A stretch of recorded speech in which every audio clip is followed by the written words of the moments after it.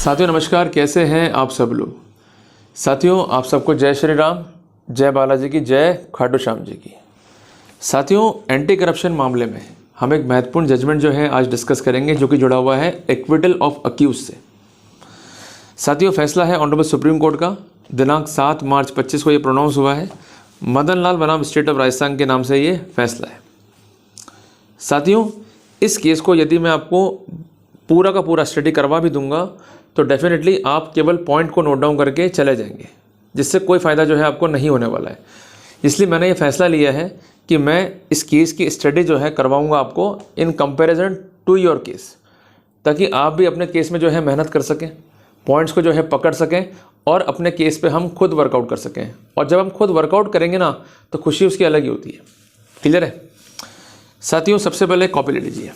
जैसे आज मेरे नोट्स रेडी हैं तो आप एक कॉपी लीजिए, इधर लिखिए मेरे नोट्स की जो बता रहा हूँ आपको मैं, और इधर आएंगे आपके नोट्स जो आप तैयार करने वाले हो। साथियों किसी भी मामले में एक या एक से अधिक परिवादी हो सकते हैं। इस मैटर में एक परिवादी है जिसका एक नाम है, तो आप अपने कॉपी के कॉलम में लिख लीजिए परिवादी।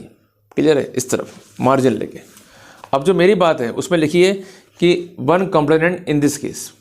क्लियर है कि इस केस में सिर्फ और सिर्फ एक ही परिवादी है। और आपका जो कॉलम है उसमें लिखिए परिवादी का नाम और पूरा डिस्क्रिप्शन। क्लियर है, ये परिवादी 2 भी हो सकते हैं, 3 भी हो सकते हैं, 1 भी हो सकता है, तो उसका पूरा ब्यौरा जो है लिख लीजिए।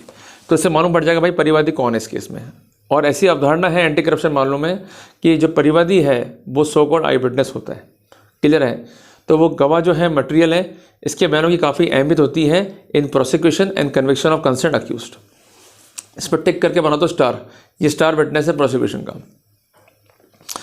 दूसरी आती है बात एफआईआर की कि एफआईआर किन धाराओं में और उसका बेसिस क्या है। कई बार ऐसा होता है कि हमें रंगे हाथों नहीं पकड़ा गया। क्लियर है, सिर्फ केस डिमांड का है। और कई बार ऐसा होता है कि हमें रंगे हाथों पकड़ लिया। तो यहाँ पर जो एफआईआर है वो है धारा 7 13(1)D PC एक्ट के तहत।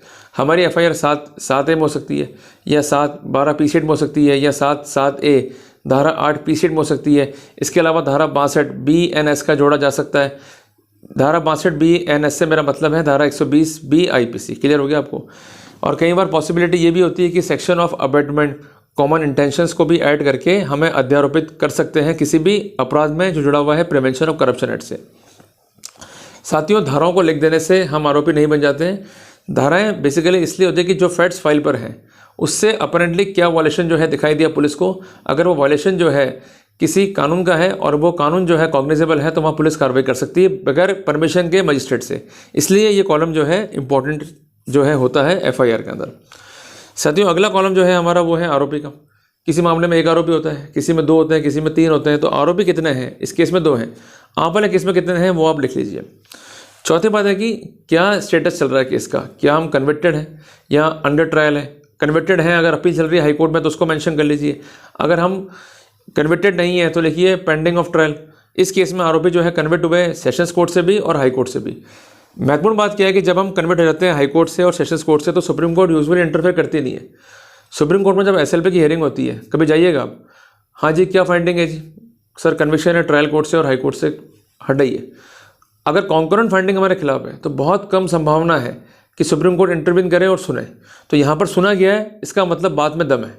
तो वो क्या पॉइंट्स है जिसको कंसीडर कराया गया वो हमें नोट डाउन करते हुए चल रहे हैं, ताकि हम भी हमारे केस को जो है इजीली कॉन्टेस्ट कर सकें। साथियों इंसेप्शन पे ऑनरेबल सुप्रीम कोर्ट ने जोर दिया रिपोर्ट में। मैं आपको साफ साफ कहना चाहता हूँ और इस बात को आप दिमाग में सेट कर लीजिए कि रिपोर्ट जो है एंटी करप्शन मामलों में 50% रोल जो है अदा करती है। जिसने रिपोर्ट को समझ लिया उसने 50% केस समझ लिया इजी वे में जाके। साथियों रिपोर्ट जो है इंडिकेटिव होता है 3 बातों का। सबसे पहली बात उसमें होती है introduction of the complainant, concern परिवादी का पात्र परिचय। दूसरा होता है वर्क, जिससे कंसर्न रखता है परिवादी, और इसके अलावा क्या पेंडेंसी है आरोपी के पास में और क्या कॉम्पिटेंसी है आरोपी के पास में, इस तक का वर्णन भी होता है। और इसके अलावा क्या अमाउंट जो है मांगा गया एज अ ब्राइब, इसका भी जो है वर्णन होता है। कई बार ये ब्राइब की डिमांड जो है टके में होती है, जिसको हम यूजुअली कहते हैं परसेंटेज। और टके बेसिकली एक मराठी वर्ड है, तो उसको भी जो है हमको नोट डाउन करते हुए चल रहे हैं। क्लियर है बात ये। तो मेरा हम्बल सबमिशन है आपसे कि सबसे पहले ये पॉइंट जो है नोट कर लीजिए और खासकर जोर दीजिए रिपोर्ट के ऊपर।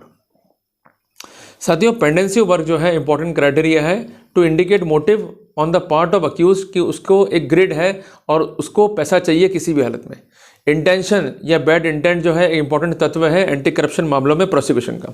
साथियों, इस कंसेंट मामले के अंदर जो कंसेंट परिवादी है उसने भी बताया कि मेरा फला फला काम जो है पेंडिंग था आरोपी के पास में। पर ये फला फला काम था क्या?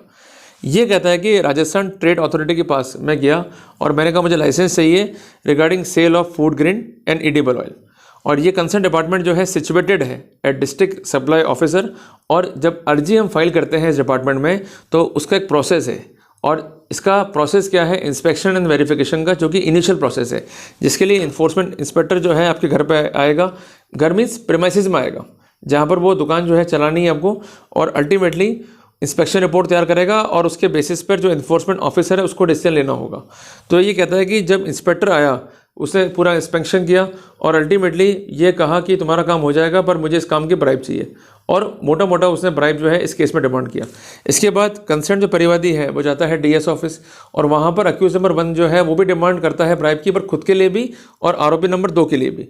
अल्टीमेटली परेशान होकर कंसर्न जो परिवादी है वो रिपोर्ट लिखा रहता है, और अमूमन यही केस जो है आपका होता है कि कोई पात्र परिचय देता है परिवादी अपना, उसके बाद क्या काम पेंडिंग है उसके बारे में लिखता है, और अंतोगत्वा ये डिस्क्रिप्शन था कि मेरा ये काम पेंडिंग है और इसके लिए मुझे हैरेस किया जा रहा है और अल्टीमेटली मुझसे पैसे मांगे जा रहे हैं बाय कंसर्न आरोपी, और उसका डिस्क्रिप्शन लिखकर कार्रवाई की जो है मांग करता है। पर दुर्भाग्य का विषय इस देश का कि सीबीआई, एसीबी, विजिलेंस उन फैक्ट्स को वेरीफाई तक नहीं करती है, जबकि गाइडलाइंस हैं ऑनरेबल सुप्रीम कोर्ट की ललिता कुमारी बनाम स्टेट ऑफ यूपी में जजमेंट है 12/11/2013 का कि आपको इंक्वायरी होल्ड करनी है। इंक्वायरी का मतलब ये नहीं कि वो परिवादी आया, रिपोर्ट ले ली और उसको रिकॉर्डर दे दिया और आपने उसको भेज दिया। आपको फैक्ट्स को असर्टेन करना है कि वास्तव में क्या काम पेंडिंग है, किस काम की क्या कॉम्पिटेंसी है। कई बार ऐसा होता है कि काम पेंडिंग नहीं होता है पर परिवादी जो है झूठा फैक्ट लिखता है। कई बार ऐसा होता है कि काम जो है वो उसके खिलाफ तय हो रहा है, तो वो झूठा फैक्ट जो है रिपोर्ट करता है कि भाई मेरा काम पेंडिंग है, इस काम के पैसे मांग रहे हैं। तो कुल मिला के कंसर्न परिवादी का अल्टीरियर मोटिव है या नहीं है, वास्तविकता क्या है, जेन्युइननेस क्या है इस केस की, इसको असर्टेन करने की ड्यूटी कंसर्न विजिलेंस डिपार्टमेंट की। अगर ऐसा वो नहीं कर रहे हैं तो आप आपत्ति लीजिए। बट इस सेगमेंट को जो है भूलिएगा मत। Report is one of the most important criteria to decide your fate कि आप कन्विट होंगे या आप एक्विट होंगे। दूसरी इंपॉर्टेंट बात, जब इस केस को आर्ग्यू किया जा रहा था तो कुछ ऐसे पैरामीटर दिए डिफेंस ने जो काफ़ी इंपॉर्टेंट है और इसकी जानकारी हर पब्लिक सर्वेंट को जो है होनी चाहिए। सबसे पहला कि जिस टीम के द्वारा ट्रैप प्रोसीडिंग की गई उसका जो है कॉम्पोजिशन क्या है। यूजुअली इस कॉम्पोजिशन में हम काम ही नहीं करते हैं। पहली बात तो ये कॉम्पोजिशन बना कैसे, किस कानून के तहत बना, और अगर बना तो कौन कौन लोग जो हैं इस टीम में काम कर रहे थे। यूजुअली क्या होता है टीम में, एक होता है टीम लीडर जिसको हम कहते हैं ट्रैपलाइंग ऑफिसर, दूसरा होता है इंडिपेंडेंट विटनेसेस जो इस केस को ऑब्जर्व कर रहे हैं, तीसरे होते हैं असिस्टिंग इंस्पेक्टर जो असिस्ट कर रहे हैं मेन लीडर को, और इसके अलावा अन्य गवाह होते हैं जिससे केस का कॉरपोरेशन जो है फाइल पर आता है। तो टीम कंपोजिशन को लिखने का बेसिक ऑब्जेक्ट क्या होता है कि जिन जिन लोगों ने केस को ऑब्जर्व किया और केस को देखा, मीन्स जो ट्रांजिशन एलिज्ड है या सो कॉल्ड है उसको देखा, ऑब्जर्व किया, उनके नाम जो है आप लिख लो। अगर वो एग्जिस्ट कर रहे हैं तो they are the eyewitness, और अगर एग्जिस्ट नहीं कर रहे हैं या उन्होंने कोई समयवार नहीं देखा तो they are so called hearsay evidence, और section 59, section 60 Indian evidence act के पर्सपेक्टिव में इनकी वैल्यू नहीं रहती है। इसके अलावा टीम मेंबर भी जो है बाहर रहते हैं, चाहे वेरिफिकेशन हो चाहे ट्रैपलिंग प्रोसीडिंग हो, तो वहाँ पे जो है हमको फ़ायदा मिल जाएगा। तो जो कुछ बता रहे हैं या कह रहे हैं वो सब सुनी सुनाई बात है, पर रियल में क्या हुआ, जिसमें जो गवाह रिकॉर्ड पर हैं उनके नाम हमें अलग लिखने पड़ेंगे, और जितना उनके बयानों में इनकन्सिस्टेंसी होगा, जितना विरोधाभास होगा, चाहे वो 161 CRPC के बयानों में हो चाहे कोर्ट के बयानों में हो, तो उसका डेफिनेट फ़ायदा जो है आरोपी को मिल जाएगा। साथियों, सेकंड मेजर पॉइंट है वो है डिमांड। डिफेंस का अटैक ये था कि डिमांड जो है प्रूव नहीं है। इनका कहना ये था कि डिमांड जो है साइन को वन ऑन है, अगर डिमांड स्टैंड नहीं कर रही है तो किसी भी रूप में कन्विक्शन जो है कंफर्म नहीं होगा अगेंस्ट आरोपी। इनका पहला स्टैंड ये था कि स्टेटमेंट जो है कंसर्न्ड गवाहान के उसमें इनकन्सिस्टेंसी है, और जिन गवाहान के बयानों पे जोर दिया गया वो सारे के सारे थे इंसेप्शन पे आई विटनेस, और इसके साथ साथ जो अदर विटनेसेस भी हैं उनके बयान जो है अलग अलग हैं, इस पर जो है जोर दिया गया। और ये भी कहा गया कि डिमांड जो है अगर डाउटफुल है और ऐसा लगता है कार्रवाई जो है एंग्जाइटी में की गई है तो डेफिनेटली अक्यूज को जो है फ़ायदा मिलेगा। साथियों, यहाँ पर कंसर्न्ड जो परिवादी है उसका आरोप यह था कि आरोपी नंबर 2 ने लाइसेंस के फैट के संबंध में रिश्वत की मांग करी, जबकि ये फैट रिकॉर्ड पर था कि लाइसेंस के लिए रिकमेंडेशन यहाँ पर रिपोर्ट करने से पहले कंसेंट आरोपी संख्या 2 जो है वो कर चुका था। जब वो रिकमेंडेशन ही कर चुका है, काम रोक नहीं रहा है, there is no pendency, it means the story is totally doubtful, suspected and concocted. इस फैक्ट को जो है सीरियसली लेना चाहिए। और आप एक बात नोट कर लीजिए अपनी कॉपी के अंदर कि अगर आपके पास पेंडेंसी वर्क नहीं है या पेंडेंसी वर्क खत्म हो चुका है या देयर इज नो ओवरएट या आप उसको संपर्क कर रहे हो, पैसों की मांग कर रहे हो, तो ये सबसे मेजर पॉइंट है, स्टार पॉइंट है, इसको आप नोट कर लीजिए। इसके अलावा डिमांड में स्केलिंग होना भी एक घातक फैक्टर है। एक विशेष जजमेंट है ऑनरेबल सुप्रीम कोर्ट का 21 फरवरी 2021 का, उसमें कहा गया है कि अगर डिमांड में स्केलिंग है, कई बार ऐसा होता है कि डिमांड इंसेप्शन में कुछ और है, बाद में हो गई चेंज। कई बार परिवादी खुद भी जब पैसों की व्यवस्था नहीं कर पाता है वो, तो वो कहता है एंटी करप्शन से या विजिलेंस से या सीबीआई से कि भाई मेरे पास इतना रुपया अरेंज हुआ है, तो कहते हैं भाई ठीक है इससे ट्रैप कर लेंगे। और फिर प्रयास ये करता है परिवादी कि कुछ ना कुछ बात ऐसी करता है आरोपी से कि डिमांड जो है सजेस्टिव बन जाती है, अल्टीमेटली कंसर्न आरोपी जो है वो फंस जाता है या उसको फंसा दिया जाता है। तो इस बात का विशेष ध्यान रखें कि डिमांड जो है वो किस तरह की है, क्या डिमांड जो है वॉलंटरीली है, क्या डिमांड जो है सजेस्टिव है, या डिमांड इस तरह की है कि इसको ग्राफ्ट किया जा रहा है। तो ये सब इंपॉर्टेंट पैरामीटर हैं और इसके लिए आपको केस को जो है ऑब्जर्व करना पड़ेगा, क्लियर एक एक प्रोसीडिंग को जो है पढ़ना पड़ेगा। पर डिमांड की हद तक जो डॉक्यूमेंट्री है वो क्या क्या है इसको जो है समझ लीजिए। केवल और केवल वेरिफिकेशन रिपोर्ट और जो ट्रांसक्रिप्शन है जो कि जुड़ा हुआ है वेरिफिकेशन से, वो यहाँ काफ़ी इंपॉर्टेंट है। तीसरी बात, रिकवरी भी इंपॉर्टेंट फैक्टर है। रिकवरी और एक्सेप्टेंस अलग अलग चीज़ें, इस बात में कन्फ्यूजन मत कीजिएगा अपने आप को भी। सबसे पहला स्टेज है डिमांड, दूसरा है एक्सेप्टेंस। मीन्स ले लिए पैसे उसने, अब लेने के बाद हो सकता है कि वो पैसे अपनी मुट्ठी में रख ले, पैसे जो है अपनी जेब में डाल ले, शर्ट की या पैंट की या कहीं और रख दे, क्लियर है। तो एक्सेप्टेंस इज अ क्राइटेरिया जिसके आधार पर हम करते हैं कलर टेस्ट, और mere acceptance is not a ground to assume that you are a culprit. जब तक डिमांड प्रूव नहीं है, भले एक्सेप्टेंस है, आप कल्प्रिट नहीं बनेंगे। इसके अलावा रिकवरी क्या है कि जहाँ से नोटों की बरामदगी हो रही है, और रिकवरी अगर आपके पर्सन से नहीं है तो ये गुड पॉइंट है। मीरा बनाम स्टेट ऑफ महाराष्ट्र का फैसला है ऑनरेबल सुप्रीम कोर्ट का दिनांक 23 अप्रैल सन 2000 का, जिसका हम बेनिफिट जो है यहाँ पर ले सकते हैं। तो अगर मियर रिकवरी है, मियर एक्सेप्टेंस है, डिमांड वेरीफाई नहीं है और डिमांड कंफर्म नहीं हो रही है, then such recovery such acceptance could not be a basis for prosecution. Point number D में इन्होंने लिया कि जो गवाह फाइल पर हैं उसमें कितने गवाह इंडिपेंडेंट है, कितने गवाह पुष्टि कर रहे हैं। गवाह फाइल पर जो भी है वो इंडिपेंडेंट नहीं है क्योंकि अकम्पनी कर रहे हैं वो टीम को। तो ये जो गवाह हैं ना तो शेडो विटनेस है ना ही इंडिपेंडेंट है, basically they are the pocket witness of the concerned vigilance team. And apart from that जो हियर से एविडेंस है वो इस केस में कोई कॉरपोरेशन नहीं कर रहे हैं, और अधिकांशतः गवाह जो कॉरपोरेशन की स्थिति में थे वो हॉस्टाइल हो गए। ये भी कोर्ट ने जो है ऑब्जर्व किया। कोर्ट ने कहा कि जो गवाहन फाइल पर हैं तो उन्होंने अपनी गवाही दी है, जिसमें उन्होंने साफ कहा है कि जो भी ट्रांजेक्शन है ना देखा ना सुना। इसके अलावा जो स्पॉट था वहाँ पर जब ये पहुँचे तब तक परिवादी अंदर था, परिवादी जो है सिग्नल किए उसके बाद ही जो है हम अंदर गए, ये बात भी इन्होंने काफ़ी इंपॉर्टेंट रूप से जो है एम्फेसाइज किया। इसके अलावा जो अदर विटनेस थे वो हॉस्टाइल हो गए। तो कुल मिला के इंडिपेंडेंट विटनेस, उनका अस्तित्व, उनका जो कॉरपोरेशन है और उनका जो नेचर है और जो उनकी क्वालिटी है, ये सारे पॉइंट्स जो है काफ़ी इंपॉर्टेंट है। इस केस को भी जो है आप अपने केस को एग्जामिन करते हुए जो है ध्यान में रखिएगा। इसके अलावा टीएलओ के बयान है, जो अदर विटनेसेस हैं उनमें इनकन्सिस्टेंसी है। तो कुल मिला के रिकवरी वाले पॉइंट पे जो है स्थितियाँ डाउटफुल है, क्योंकि कुछ गवाह कहते हैं कि रिकवरी आरोपी से, कुछ कहते नहीं है, कुछ कहते हैं कि जब परिवादी मिलने की आरोपी से तो नोट नीचे फेंक दिए और जब टीम अंदर गई तो नोट उठवाए और अल्टीमेटली आरोपी जो है फंस गए।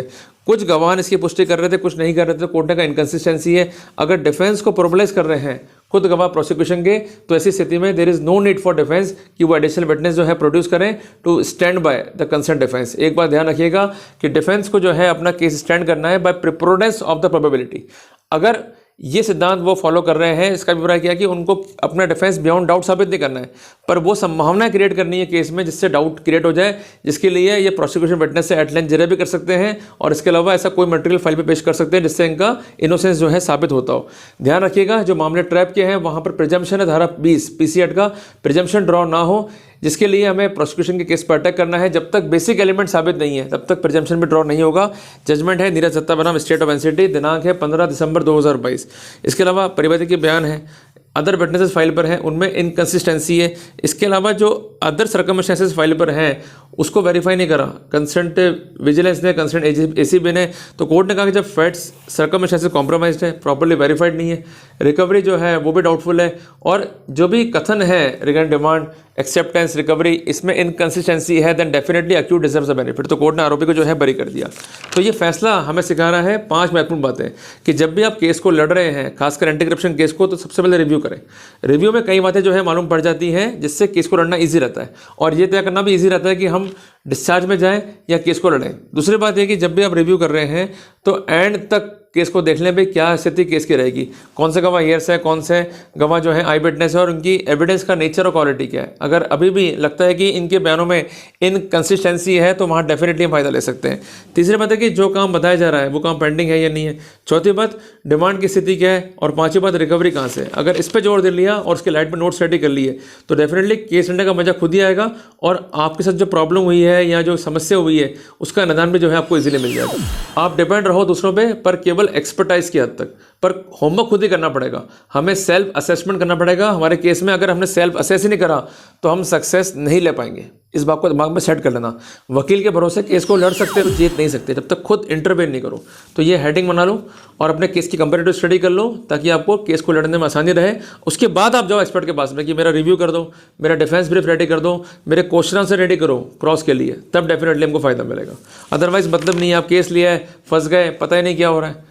वकील साहब कर रहे हैं अपने हिसाब से, आप कर रहे हो अपने हिसाब से, ऐसा नहीं होता है। आप केस पे मास्टरी करो, फैक्ट्स पे जो है मास्टरी करो, फिर लड़ने का मजा जो है अपने को अलग ही आने वाला है। जल्दी मिलते हैं अपने नए टॉपिक के साथ। टिल देन जय हिंद, जय भारत।